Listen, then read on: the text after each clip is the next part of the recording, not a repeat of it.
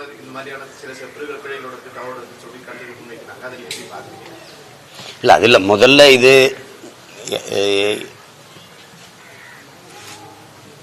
எல்ரைட்டு குமார் அவர்கள் தயாரித்து என்னுடைய தம்பி வெற்றிமாறன் எடுத்த விடுதலையினுடைய 2ஆம் பதிப்பு இது. முதல் இதில் பார்த்தோம், அதை எல்லாருக்கும் ஒரு எதிர்பார்ப்போடு அதை முடிச்சிருந்தார். இப்போ 2ஆம் பாகம் வந்து வெளியாகி ஓடிக்கிட்டு இருக்கு. இது ஒரு படம் அப்படின்னு நம்ம சொல்கிறத விட ஒரு அடிமைப்பட்டு ஒடுக்கப்பட்டு வீழ்த்தப்பட்டு கிடக்கிற நம்ம இன மக்கள்னு இல்லை, உலகம் பூரா இருக்கிற எல்லா மானுட சமூகத்திற்குமே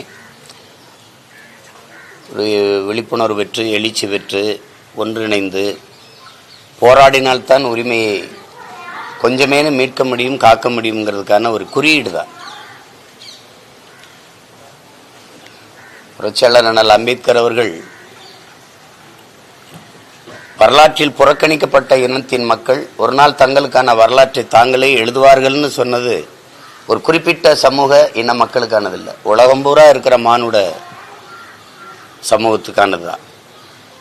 இழந்துவிட்ட உரிமைகளை பிச்சை கேட்டு பெற முடியாது, போராடித்தான் பெற்றாக வேண்டும் என்றும் அவர் போதித்ததும் ஒரு குறிப்பிட்ட ஒரு கூட்டத்துக்கு இல்லை, மொத்த மானுட சமூகத்துக்கும் தான். அப்படியான ஒரு படமாக தான் இதை நீங்கள் ஒரு படம்ங்கிறத ஒரு பாடம், ஒரு படிப்பினை, ஒரு புரட்சிகர ஒரு போராட்ட வரலாற்றை கொண்ட ஒரு புதினம்னு சொல்லலாம். ஒரு நாவல், ஆங்கிலத்தில் நாவல், ஒரு புதினம் அப்படி தான் சொல்லணும். அதில் இருக்கிற உரையாடல்கள்லாம் வந்து ஒவ்வொன்றும் வந்து விலை மதிப்பிட முடியாத வைர கற்களாக தான் நான் பார்க்குறேன். வெறும் வார்த்தைகள், சோடனை மிகுந்த சொற்களாக நான் பார்க்கல. அது நீண்ட காலமாக அழுத்தப்பட்ட, எப்படி வைரம் அது நிலக்கரியாக மாறுதோ, மரம் செடி கொடிகள் தான் மக்கி வெப்பத்தாலும் அழுத்தத்தாலும் வந்து கரியாக மாறுது. அது மாதிரி நீண்ட காலமாக வலி, காயம், துயரம், துன்பம் இதை தூக்கி சுமந்து வந்த மக்களினுடைய அந்த வலியின் மொழி தான் இந்த படத்தில் இருக்கிற உரையாடலாக நான் பார்க்குறேன். அது ஒவ்வொன்றுமே ஒரு தத்துவமாக வந்து விழுந்திருக்குது. அது வருங்கால பிள்ளைகளுக்கு எல்லாமே ஒரு கோட்பாடுகள். இது ஆகச்சிறந்த தத்துவத்தை இன்னொரு தலைமுறைக்கு ஒடுக்கப்பட்டு ஆழ்தளத்தில் அழித்து வைக்கப்பட்டு வீழ்த்தப்பட்ட ஒவ்வொரு இன மக்களுக்குமான ஒரு படிப்பினையாக தான், ஒரு பாடமாக தான் இதை பார்க்குறோம். குறிப்பாக இந்த தலைமுறையில் தமிழ் தேசிய இன பிள்ளைகள் நாங்கள் அனுபவிக்கிற துயர துன்பங்களை, கொடுமைகளை வெளிப்படையாகவும் நேரடியாகவும் இது மறைமுகமாக எப்படி பார்த்தாலும் எங்கள் தாத்தா கலியபெருமாள் அவர்களுடைய இது போராட்ட வரலாறு தான். இது வாத்தியார் கலியபெருமாள் பெருமாள் வாத்தியாராக வர்றாரு. அவருடைய முடிவு இது இல்லை, அது தம்பி அவர் திரைக்கதைக்காக, திரைப்படத்திற்காக, அது ஒரு படைப்புக்காக அதை முற்று வச்சிருக்கிறார். இதில் எவ்வளவோ காட்சிகள் அப்படி நெகிழ்ந்து உருகி போகிற மாதிரி இருக்குது ஒவ்வொன்றும். அது கடைசி நொடிகள் வந்து ஒவ்வொன்றுமே ரொம்ப அருமையாக பண்ணியிருக்காரு. அவர் சொல்கிற விளக்கம், நீங்கள் ஒரு வண்டியை ஓட்டிகிட்டு போகிறீங்க, 5 பேர் ஒரு தெருவில் வேலை செஞ்சிட்ருக்காங்க, அவங்க மேலே வண்டி ஏறிடக்கூடாதுன்னு திருப்புறீங்க, இந்த பக்கம் ஒருத்தர் வேலை செஞ்சிட்ருக்காரு, இப்போ யார் மேலே ஏற்றுவீங்கலாம் அந்த உதாரணம்லாம் வந்து நடைமுறையில் இன்னைக்கு இருக்கிற அரசியல் சூழலை, யதார்த்தத்தை இதை விட எடுத்து சொல்லிட முடியாது. மனசை விட்டு நீங்காத எத்தனையோ இடங்கள் இருக்குது. அதில் கடைசியாக வாத்தியாரா வந்து அவர் தூக்கிக்கிட்டு வரும்போது தடுமாறி கீழே விட்டுறா. அப்போ என் தம்பி தமிழ் வந்து அவர் இது என்னடா பணத்தை கூட தூக்கிட்டு வர முடியாதா அப்படிங்கும்போது தம்பி சூரிய அப்படி நிமிந்து இப்படி பார்ப்பான் பாருங்கடே, அது பொணமாடா அப்படின்னு அந்த அந்த உணர்வு, அந்த அந்த ஒரு காட்சியெலாம் அப்படி நெகிழ வச்சிருது. இது இந்த தலைமுறைக்கு தேவை. எந்த ஒரு தத்துவம் வந்து தடுமாறி வீழுதோ அப்போ புதிய புதிய கோட்பாடுகள் பிறக்கும். இங்கே இப்போ இந்த மண்ணில் பறக்கிற புரட்சிகர அரசியல், நாங்கள் சொல்கிற தேசியன உரிமை, அதில் வருதில்ல தேசியனங்களின் தன்னுரிமைங்கிறது. நாங்கள் பேசுகிறதெல்லாம் தமிழ் இனத்துக்குன்னு நினைக்கிறாங்க, இல்லை, உலக பொதுமைக்கு எடுத்து வைக்கிறோம். ஒவ்வொரு தேசியனங்களின் உரிமை என்று நாங்கள் பேசுவது வந்து தெலுங்கர்களுக்கு, மலையாளிகளுக்கு, கன்னடர்களுக்கு, பீகாரிகளுக்கு, குஜராத்திக்கு, மராட்டியிற்கு, எல்லாருக்குமான காஷ்மீரிக்கு, எல்லாருக்குமான தேசியனங்களின் உரிமையை தான் நாங்கள் கேட்குறோம். அப்படித்தான் பார்க்கணுமே ஒழிய இதை போய் இது ஃபாசிசம், இது செப்பரேட்டிசம், இது சாவனிசம் எல்லாம் பார்க்கறது அது சரி கிடையாது. இப்போ அந்த இதில் என்னோட உணர்வோட 100 விழுக்காடு பொருந்தி போகிற படம்ங்கிறனால எனக்கு ஒரு அளப்பெரிய என்ன சொல்கிறது மகிழ்ச்சி, பெருமை. அப்படி ஒரு படைப்பை என்னுடைய அன்பு தம்பி வெற்றிமாறன் எடுத்திருக்கிறாங்கிறத எதை சொல்லி புகழ்றதுங்கிறது. வேல்ராஜெலாம் நான்லாம் ஒரு குறிப்பிட்ட தூரம் போகும்போது நம்ம வேல்ராஜான்னு நினைக்கிற அளவுக்கு இருக்குது. ஆங்கில படங்களைப் போல அந்த நகர்வும் அந்த பனிக்காடுகளுக்குள்ள அவர் பயணித்த விதம், குறிப்பாக எங்கள் அப்பா இளையராஜா, அவர் எல்லாரும் சொல்கிறாங்க இந்த வயசுலேங்கிறாரு, எந்த வயசுலேயும் சிறப்பாக செய்வார். அவ்வளவு அசாத்தியமான இசையில் அந்த காடுகளுக்குள்ளே கூட்டிகிட்டு போகும்போது அந்த அதிர்வை அவர் இசையில் அவர் கொடுத்துருக்கிறது அசாத்தியம். ஒவ்வொரு கலைஞர்களும் அதில் அவ்வளவு சிறப்பாக வச்சுக்காங்க. குறிப்பாக சேத்தன் ஐயா, ராஜீவ் மேனன், கௌதம் மேனன், என்னுடைய தம்பி சூரி, சேதுக்கு சொல்ல வேண்டியதே இல்லை. அவர் கூத்துப்பட்டையில் படித்து அவர் இவ்வளோ காலம் இருந்து போராடி திரைப்படத்தில் இப்போ கிட்டத்தட்ட 50 படங்களுக்கு மேலே போயிட்டார் அவர். ஆனாலும் இது அவர் படத்தில் அவர் திரையுலக வாழ்க்கையில் இது ஒரு பெரிய படைப்பு. அவருக்கு சேதுக்கு இது ஒரு வரலாற்று கதாபாத்திரம். அதை எடுத்து அவ்வளவு நேர்த்தியாக செஞ்சிட்டார், சாதாரணமாக செஞ்சிட்டார். அவர் உடல் மொழியும் அந்த உரையாடல் உச்சரிப்பும் அவ்வளவு சிறப்பாக வந்துடுது. கடைசியாக அவர் அமுதன் கதாபாத்திரத்தில் என் தம்பி நான் கூட என்னடா நம்ம ஐயாவை சுட்டுட்டேன் அப்படின்னு கேட்டேன். அவ்வளவு அதில் ஒரு ஆகச்சிறந்த படைப்பு தமிழில். அது விடுதலை அப்படிங்கிறது முதல் பதிப்போ 2வது பதிப்போ ரெண்டுமே சிறந்த படைப்பு. இப்படி ஒரு படத்தை அவன் என் தம்பி வெற்றிமாறனுக்கு முழு சுதந்திரம் கொடுத்து எடுக்க விட்ட தயாரிப்பாளர் தம்பி ஒரு மணிகண்டன், அவருடைய நிறுவனத்தினுடைய குமார், அவன் தம்பியோட ஒத்துழைச்ச ஒரு கலை இயக்குனர் உதவியாளர்கள், அந்த மலைகளில் சாப்பாடு உண்டி கொடுத்த தொழில்நுட்ப கலைஞர்கள், படத்தொகுப்பாளர், சண்டை காட்சி அமைத்த கலைஞர்கள் எல்லாருமே மிகுந்த பாராட்டுக்குரியவர்கள். ஒலிக்கலவை செய்த பொறியாளர் எல்லாருக்குமே என்னுடைய மனந்திறந்த பாராட்டுகளும் வாழ்த்துக்களும். இது உலக தமிழ் மக்கள் போற்றி கொண்டாட வேண்டிய ஒரு அரிய படைப்பை என்னுடைய தம்பி கொடுத்துருக்கிறாருங்கிறதுல எனக்கு பெருமையும் மகிழ்ச்சி. வேற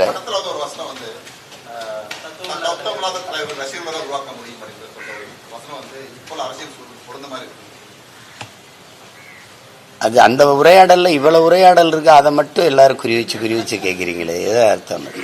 அது இந்த படத்தில் வர்றதுன்னு இல்லை. அது நீங்கள் எதையோ ஒன்று எடுத்துக்கிட்டு பேசக்கூடாது.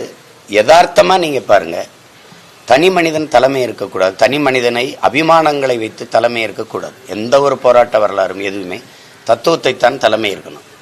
இப்போ எங்கள் முன்னோர்களை எடுத்துக்கிறோங்க, எங்கள் முன்னோர்களை இப்போ அரசியல் தலைமையில் எடுத்துக்கிறோங்க. கியாபி விஸ்வநாதன், அண்ணல் தங்கோ, எங்கள் ஐயா, எங்களுடைய கட்சியினுடைய நிறுவனர் தோற்றுனர் சீபா ஆதித்தனர், மாப்போ சிவஞானம் போன்ற எண்ணற்ற பெருமக்கள் வந்தாங்க. மறைமலை அடிகள், திருவிக்கா, இப்படி பல பேர் எங்கள் தத்துவத்தின் முன்னத்தியர்கள். அயோத்தியாச பண்டிதர், ரெட்டமலை சீனிவாசன், சிங்காரவேலர், ஜீவானந்தம், உங்களுக்கு தெரியும், தெய்வ திருமண முத்துராமலிங்கத்தேவர், எங்கள் பாட்டனார் வஉசி, இப்படி எல்லோரும் முன்னோர்கள். ஆனால் அவர்கள் எல்லாம் முன்வைத்த கோட்பாடுகள் தான் இன்னும் வாழ்ந்துக்கிட்டு இருக்கே ஒழியா, அதை தான் நீங்கள் பார்க்கணும், அதை தான் பார்க்கணும். இப்போ இதில் இருக்கிற நிறைய வார்த்தைகள் எங்கள் தலைவரே எங்களுக்கு கற்பிச்சதான். குறிப்பாக நீங்கள் அங்கே போய் நீங்கள் போங்க, உங்களுக்கு என்ன செய்யணும்னு தெரிய வந்துருங்கிறது எனக்கு அவர் சொன்னது தான் நான் பல தடவை சொல்லியிருக்கேன். இப்போ தனி மனிதனை அபிமானத்தில் தலைமை இருக்கிறதை விட்டுட்டு தத்துவத்தை தலைமை இருக்கிறது தான் உலகம் பூரா நிகழ்ந்திருக்கு. அந்த மாதிரி இப்போ இயக்கங்கள் தான் வென்றிருக்கு. அதை தான் அவர் சொல்கிறார். சரியான தத்துவ நிலைப்பாடு இல்லாமல் இருந்தால் இப்போ நீங்கள் எல்லாருமே நீங்கள் எங்ககிட்ட இருக்கிறீங்க, கூட்டணி வைக்காமல் எப்படி வெல்ல முடியும்னு. இது எவ்வளோ பெரிய தடுமாற்றமான ஒரு கேள்வி. ஒரு கட்சியோட நான் கூட்டணி வைக்கணும்னா நான் ஏன் தனியாக கட்சி வைக்கணும்? இதுக்கு உங்கள்கிட்ட பதில் இருக்கா? ஒரு கட்சி இருக்குது, அது ஒரு கோட்பாடை வச்சு போகுது. நான் ஒரு கட்சி வச்சிருக்கேன், நான் என்ன கோட்பாடை சொல்லி கட்சி ஆரம்பித்தேன்?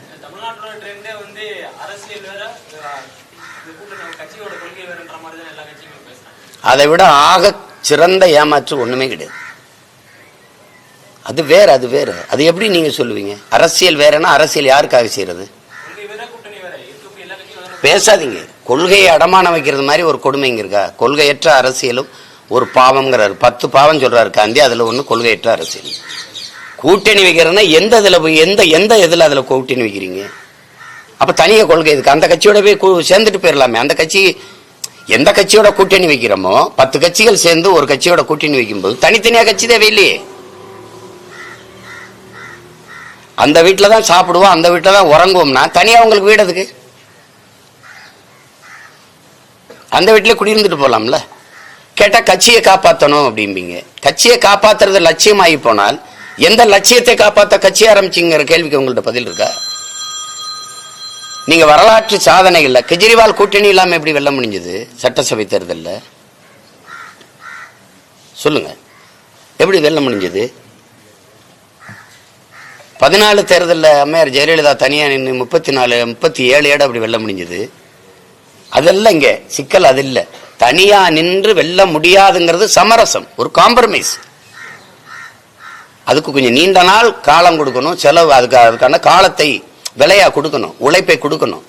அது தற்காலிக தோல்விக்காக நிரந்தர வெற்றியை இழக்கிறது. அதனால அந்த சமரசங்கள் வந்துருது. அதனால நீங்க எடுத்தோடனே என்னன்னா அந்த இப்படி சொல்றாரு தத்துவம் இல்லாத தலைமை அப்படின்னு. அது தத்துவம் இல்லாத தலைமைன்னு யாருக்கு இல்லை, எனக்கும் சேர்த்துத்தான், நாளைக்கு வந்தாலும் உங்களுக்கும் சேர்த்துத்தான்.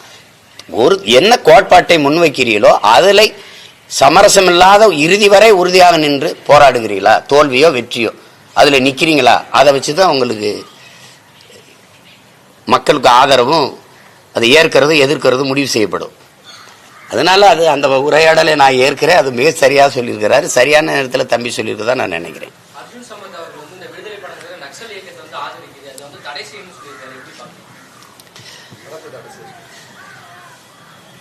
ஒரு மதத்தை போற்றுவது, மதம் சார்ந்த மக்களை மட்டுமே நலன் சார்ந்து பேசுவது, அதை மட்டுமே பேசுவதை விடவா ஒரு கொடிய நக்சல் இந்த நாட்டில் இருந்துட முடியும்? நக்சலுங்கிறது புனிதமான சொல், அதை போய் நீங்க திருப்பி பேசிக்காதீங்க. நீங்க நக்சல் எப்படி உருவானான்னு சொல்லுங்க. இதுல காட்டப்படுற நக்சல்னா இந்த படம்ங்கிறது இங்க பாருங்க, ஒரு போராட்டக்காரன், ஒரு போராளி எங்க வாரான், இவன் ஏன் கத்துறான்னா சும்மா கத்துவானா? வலிக்கிறதுனால கத்துவான், ஒன்னும் பசித்து கத்துவான், வலியினால கத்துவான், அப்படித்தானே?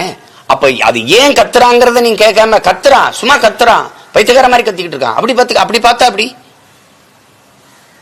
நீங்க ஒவ்வொன்றுக்கும் இந்த நாட்டில் இருக்கிற நகர்ப்புற நக்சலுங்கிறீங்க, நக்சலுங்கிற கட்டமைக்கிறீங்க, பிரிவினைவாதிங்கிறீங்க, டெரரிசம்ங்கிறீங்க, சாவனிசம்ங்கிறீங்க, மாவோயிஸ்டுங்கிறீங்க. இவனுடைய பிறப்பு என்ன தம்பி? இவனுடைய பிறப்பு என்ன? இதையெல்லாம் கற்பிக்கிறது யாரு? அதிகாரம். அதிகாரம்ங்கிறது என்ன? இரக்கமற்ற குணமும் அரக்க மனமும் கொண்டதுதான் அதிகாரம். அதுக்கு காதுகளே கிடையாது, அது கண்ணு இருக்குது, கண்ணீர் கிடையாது. அகன்ற வாயும் நீள கால்களும் தான் உண்டு.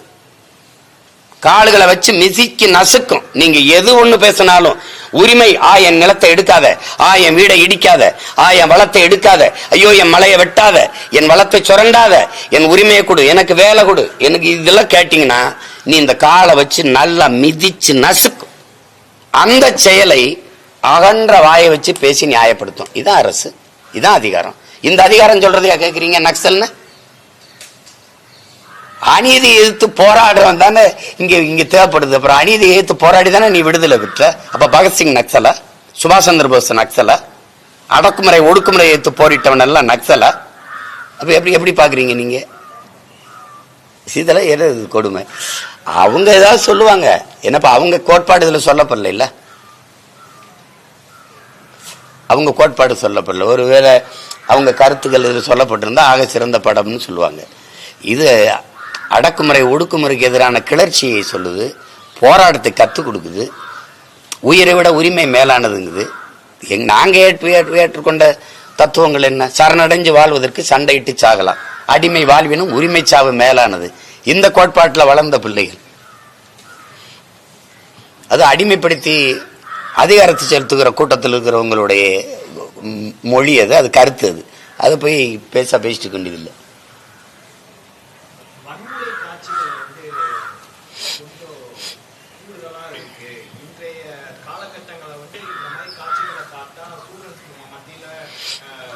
இந்த படம் வர்றதுக்கு முன்னாடி நிறைய கொலைகள் நடந்துருச்சு. இப்ப 20ஆம் தேதி தான் வந்திருக்கு. நீதிமன்ற வளாகத்திலையும் பள்ளிக்கூடத்துல படிச்சு பிடிச்சுக்கிட்டு இருக்க வாத்தியாரை கொன்னது, நீதிமன்ற வளாகத்துல கொன்னது, இதுகளெல்லாம் எப்படி? இதெல்லாம் வந்து இந்த படத்தை பார்த்து தான் போய் கொண்டாங்களா? இதுக்கு முன்னாடி கொலைகளே இல்லையா? வன்முறை இந்த நாட்டில் இல்லையா? 15 பேரை ஸ்டெர்லைட் ஆலை போராட்டத்தில் சுட்டு கொன்னது அதிகாரமா இல்லையா? அது மாதிரி காட்சி தானே இதில் இருக்குது. நீங்க அப்படிதான் பாக்குறீங்க. 20 பேர் ஆந்திர காட்டுக்குள்ள சுட்டு போட்ட அதிகாரத்தை யாருமே நீங்க கேள்வி கேட்கல. கேட்டா திருட வந்தாங்கிறீங்க. திருட வந்தா கைது பண்ணி சிறையில் தானே பொண்ணு, சுட்டு கொள்ளணுங்கிறது நீதி இல்லையே. அப்படி ஒண்ணும் இல்லையே. அந்த அதிகாரத்தை நீங்க கேள்வி கேட்டீங்களா? கூலிக்கு வெட்ட வந்தவனை சுட்டு போட்டியில வெட்டி ஏத்துற முதலாளியை கைது பண்ணியான்னு நீங்க கேட்டீங்களா? ஏன் கேட்கல?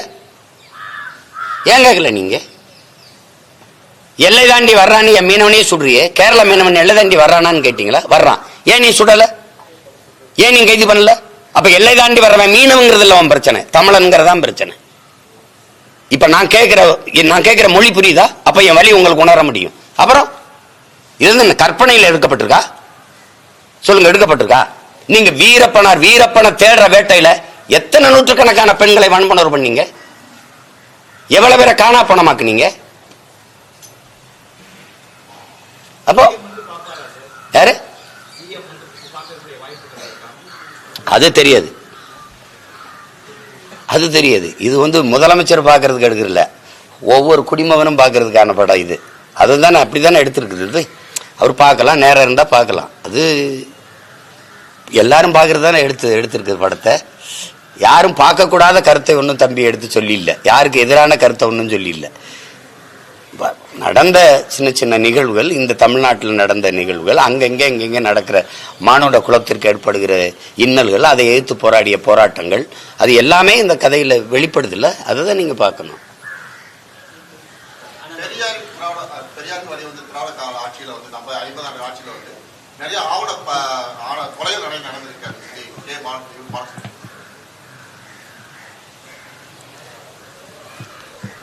அது மறுக்க முடியாது.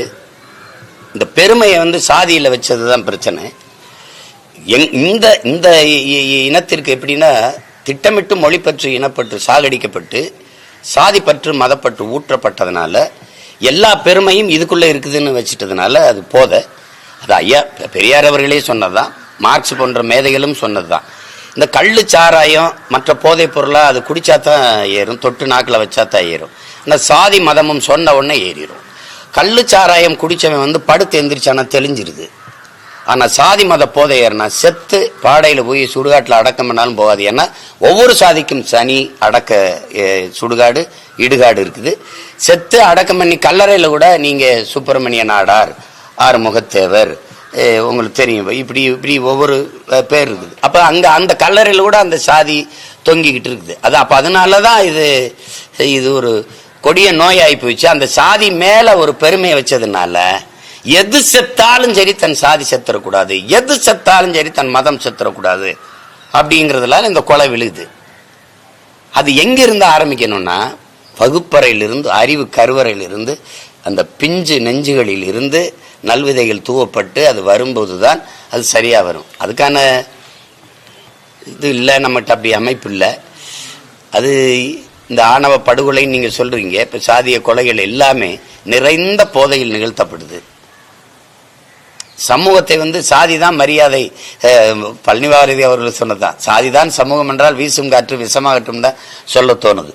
சாதியில தான் பெருமைன்னு வச்சுட்டதுனால நம்ம பொண்ணு அவனை கட்டிட்டு போயிடுச்சுன்னா நம்ம எப்படி சமூகத்துல தலை காட்டுறது? இது ஒரு கர்மம் இருக்குல்ல இங்க, அதுக்கு தான் இந்த கொலைகள் நடக்குது. அதை கடும் சட்டம் மூலமா தான் ஒழிக்கணும். அப்படி சாதி மறுப்பு மத மறுப்பு திருமணங்கள் செய்தவர்களுக்கு, அவர்களுடைய குழந்தைகளுக்கு வேலை வாய்ப்பில், கல்வியில், எல்லாவற்றிலையும் முன்னுரிமை கொடுக்குற சட்டம் இயற்றி வரும்போது கொஞ்சம் கொஞ்சமாக செத்துரும்.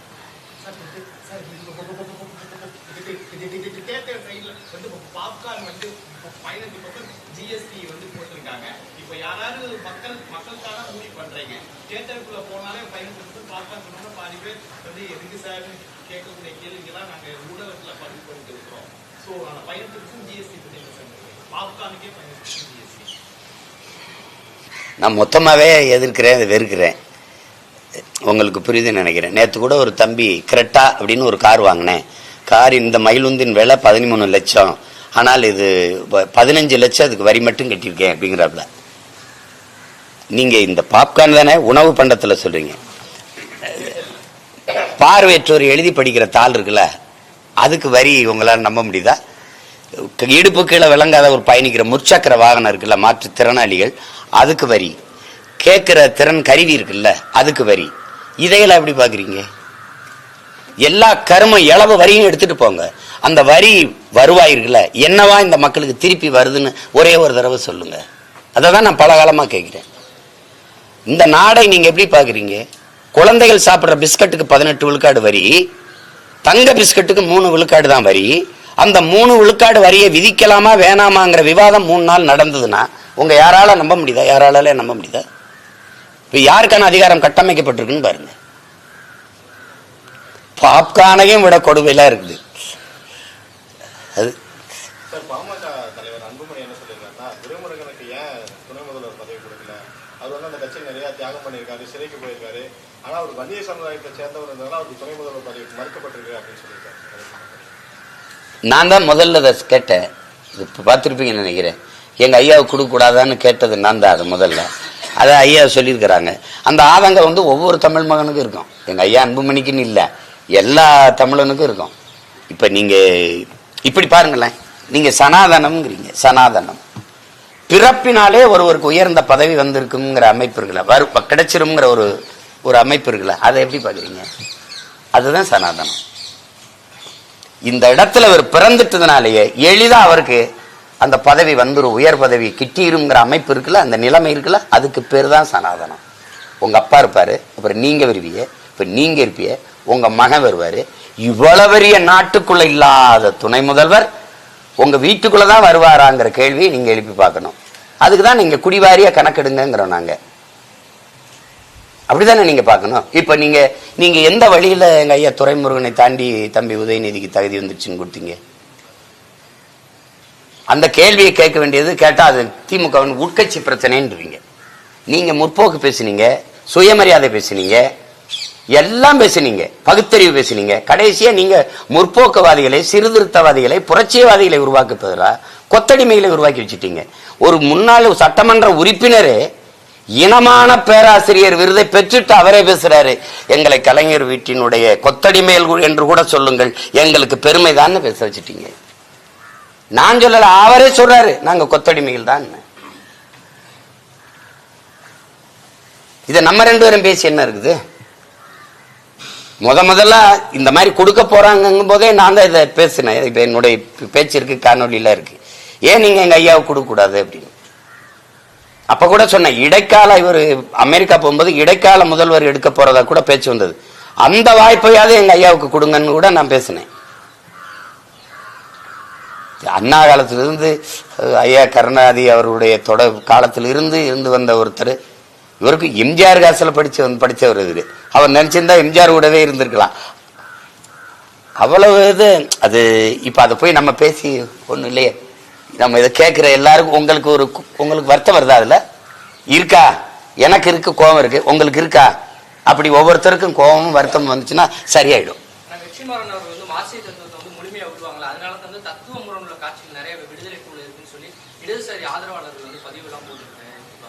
என்ன தத்துவம்? அந்த இடதுசாரி தோழர்கிட்ட கேளுங்க, உங்க தத்துவம் என்னன்னு கேளுங்க. இல்ல உங்க தத்துவம் என்ன சொல்றது? நீங்க ரஷ்ய அதிபர் ஜோசப் ஸ்டாலினை இங்க இருக்கிற மு.க. ஸ்டாலின் 2 ஒண்ணு நினைச்சுக்கிறது தவிர உங்களுக்கு வேற ஏதாவது தத்துவம் இருக்கா? வேற ஏதாவது தத்துவம் இருக்கா? தம்பி, அன்னைக்கு நீங்க காம்ரேட், இன்னைக்கு நீங்க கார்பரேட். உங்களுக்குள்ள என்ன, நீங்க என்ன தத்துவத்தை பத்தி பேசுறீங்க? நீங்க எந்த தத்துவம் உங்கள்ட்ட உயிர் போட இருக்கு? எந்த தத்துவம் இருக்கு? தேசியனங்களின் உரிமைக்கு நிக்காதவன், உரிமைக்காக போராடாதவன் ஒரு ஜனநாயகவாதியே இல்லை. அவன் எப்படி கம்யூனிஸ்டா இருக்க முடியும்னு கேட்டது லெனின். நீங்க தேசியனங்கள் உரிமைக்கு உங்களுக்கும் 10,000 கிலோமீட்டர். தேசிய உரிமைக்கு நிக்கிறீங்களா நீங்க? நான் அதை கேட்டா லெனின் சொன்னதை இன்னைக்கு பொருத்த முடியாதுன்னு. லெனின் சொன்னதை பொருத்த முடியாது. நீங்க சொல்ற இலவகர் மந்திரத்தை எங்க போய் பொருத்துறது? எந்த இடத்துல நீங்க நிக்கிறீங்க?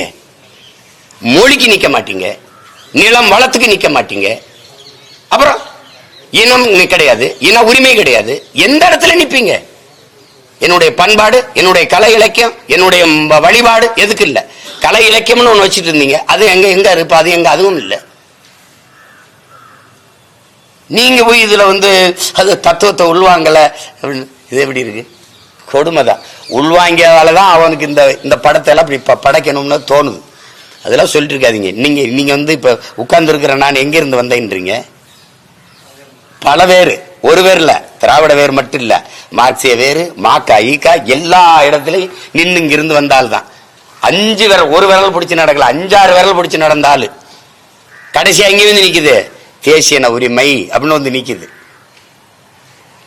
இதுலயே படம் முழுக்க பாருங்க. அப்படி வந்து வந்து வந்து அந்த தமிழ் தேசிய அப்படிங்கறதெல்லாம் நீங்க அமைதிப்படுத்துற அளவுக்கு அச்சம் வருது உங்களுக்கு. நாடு தமிழ்நாடு தானே, அப்ப தேசம் தமிழ் தேசம் தானே. இங்கு வாழுகிற மக்களின் மொழி, கலை, இலக்கியம், பண்பாடு, அவர்கள் அவங்களுக்கான ஒரு உரிமைக்கு ஒரு அரசியல் இருக்குல்ல, அந்த அரசியலை பேசுறதுல உங்களுக்கு எதுக்கு இவ்வளவு பதட்டம் வருது? எதுக்கு இவ்வளவு பதட்டம் வருது? அப்ப குருதி சுமசா சொன்னதுதான், நாங்கள் மொழி, இனம், நிலம், வளம் என்றெல்லாம் பேசும்போது உங்களுக்கு ஒரு நடுக்க வருதுன்னா உங்க அடித்தளத்தை என் தாய் நிலத்தில் கட்டமைச்சிட்டீங்கன்னு பொருள். அதான் அவர் சொல்லுது. நீங்க சாதி மதங்களை வச்சுக்கிட்டு சாராயம் பணத்தை வச்சு வண்டி ஓடிக்கிட்டு இருந்தீங்க. நாங்க வந்து மொழி, இனம், நிலம், வளம், காடு, மலை, ஆறு, அருவின்னு பேசணும்னா உங்களுக்கு வேற அரசியலுக்கு மக்கள் திரும்புறாங்கன்னா நடுக்க வருது. நீ இந்த 1000-500 வேலை செய்யாது போல இருக்குன்னொன்னே நடுக்க வருது. சாராய கடையை வச்சு வண்டி ஓட்டணும், சாராய கடையை மூடுறான்னு சொல்லிட்டு மக்களே போராடுறாங்கன்னு உங்களுக்கு பயம் வருது. அதுதான் அது. அதை ஏற்கலை நான். அது சும்மா அதெல்லாம் எதையோ சொல்றது.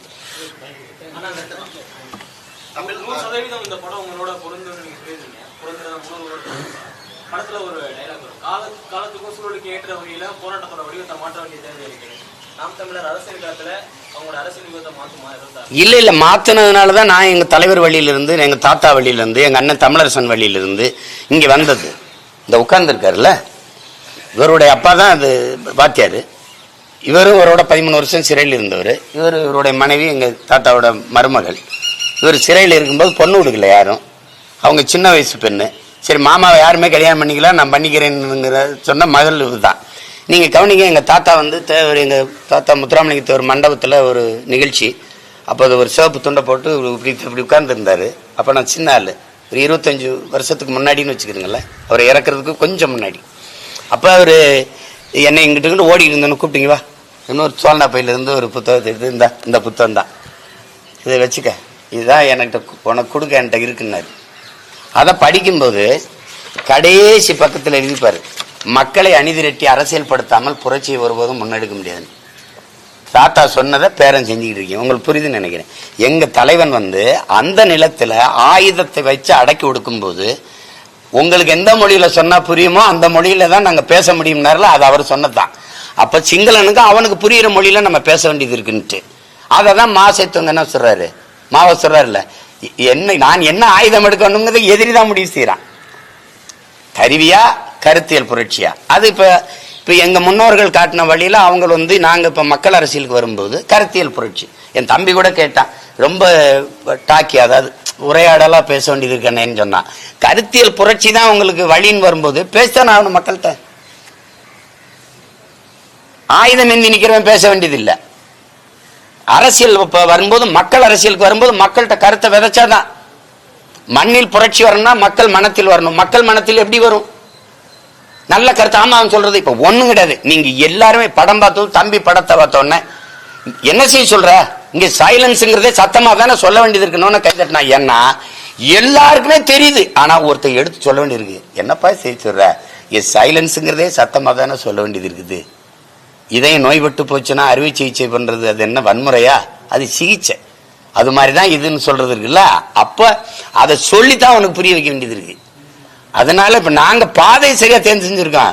இதுல ஒரு சமரசம் இல்ல. நீ இன்னொரு 10 தேர்தல் கூட என்னை தோக்கடிய, நான் செத்தே போயிடறேன்னு வச்சுக்கிறேன். இப்ப என் முன்னோர்கள்லாம் இல்ல, ஆனா நான் வருவேன்னு யாராவது நினைச்சீங்க? நீங்க நினைச்சாங்களா? நானே நினைக்கல. நாளைக்கு இன்னொருத்தன் வருவான், எங்க நிக்கிற யாராவது ஒருத்தர் வரலாம். அததான் இந்த படம் சொல்லுது. தத்துவத்தை நம்பு, தனி மனிதனை தலைமை ஏற்காத, ஆக சிறந்த தத்துவத்தை தலைமையேற்று நில்லு. தனி மனிதன் மாறலாம், தத்துவம் மாறாதுங்குது.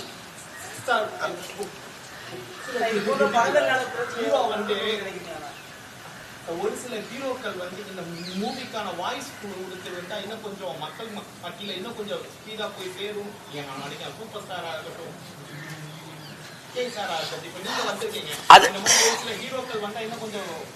நானே கொஞ்சம் காலதாமதம். எனக்கு வந்து அந்த வெளியீட்டு நேரத்தில் இது என் தம்பியை பற்றி உங்களுக்கு தெரியும். கடைசி 3 மணி நேரத்துக்கு முன்னாடி தான் படமே கொடுத்தான். அந்த உங்களுக்கு பொருள் தெரியும் நினைக்கிறேன். அவன் அப்படி ஆளு. அப்புறம் நான் எப்படி படத்தை பார்க்கறது? நான் பல வேலையில் திட்டமிட்டு போயிட்டேன். நேற்று பார்க்க வேண்டியது நேற்று வேலையாயிடுச்சு. இப்போ இதுக்குன்னே அவசரமாக வந்து பார்க்குறேன்னா நாளாயிடுச்சுன்னு பார்க்கலாம். பார்த்து எல்லாரும் சொல்லலாம். அது பாராட்ட மாட்டாங்கன்னு சொல்ல முடியாது. பாராட்டுவாங்க. பாராட்டுவாங்க.